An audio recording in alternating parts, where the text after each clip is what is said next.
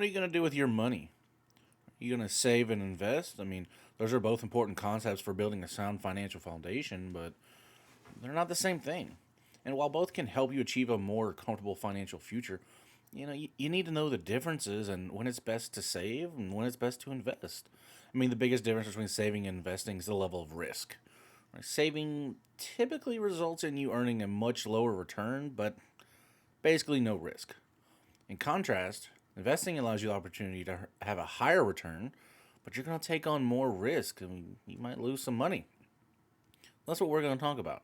The differences and why you need both of these to help build long term wealth. So, how are they similar? Right? Well, saving and investing, bunch of different features, right? But they do have one common goal. They are both strategies that help you accumulate money, right? That's you want a bunch of money. You want to go places. You want to buy things, have nice things, right? Get out of that 9 to 5. There's a bunch of reasons you can have, but they both serve the same purpose. First and foremost, both involve putting money away for future reasons, right?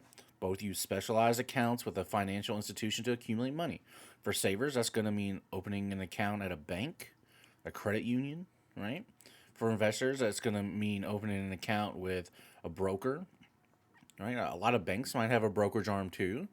You got online investment brokers like Charles Schwab, Fidelity, TD Ameritrade.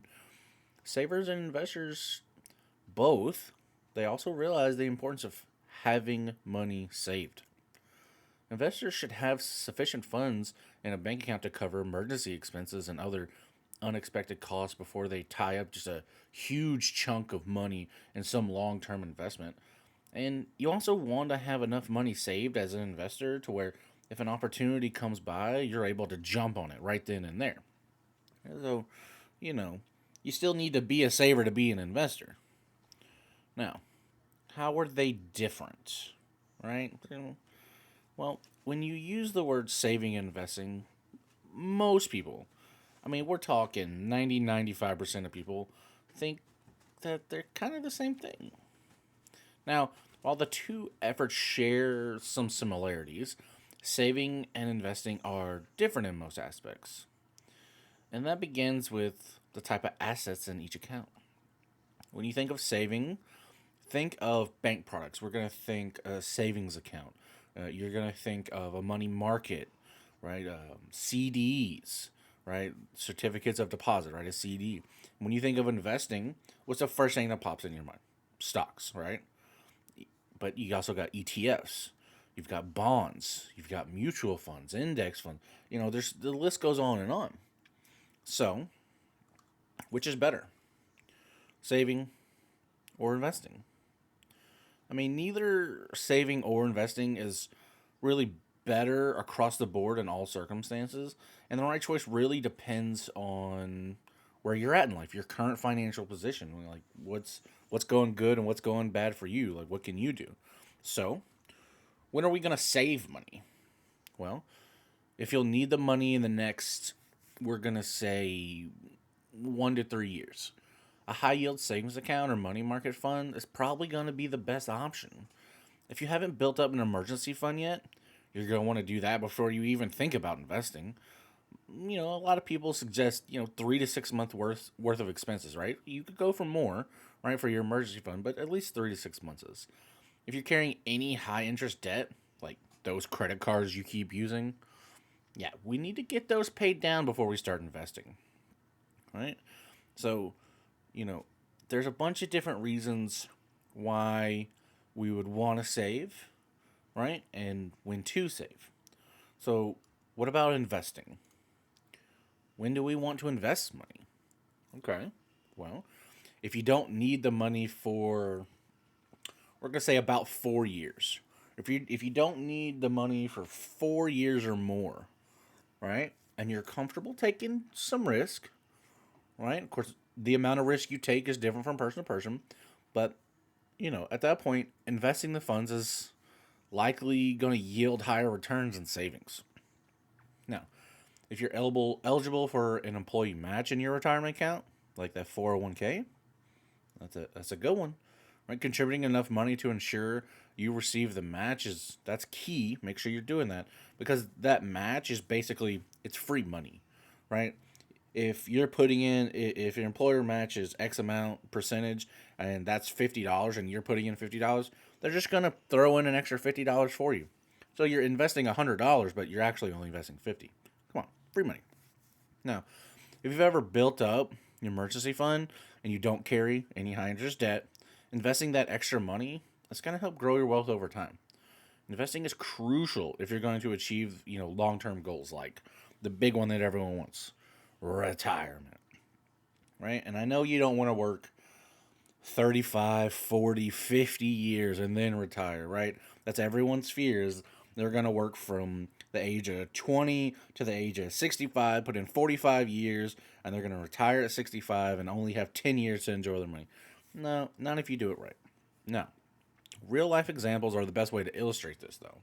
So, let's use one like college. Paying for your college tuition for your kids, you know, and that should be in your savings, right? You could have a savings account, a money market account, a short-term CD, or a CD that's about to mature when it's needed, right? Otherwise, people will think, well, I have a year and I'm buying a house or something, maybe I should invest in the stock market.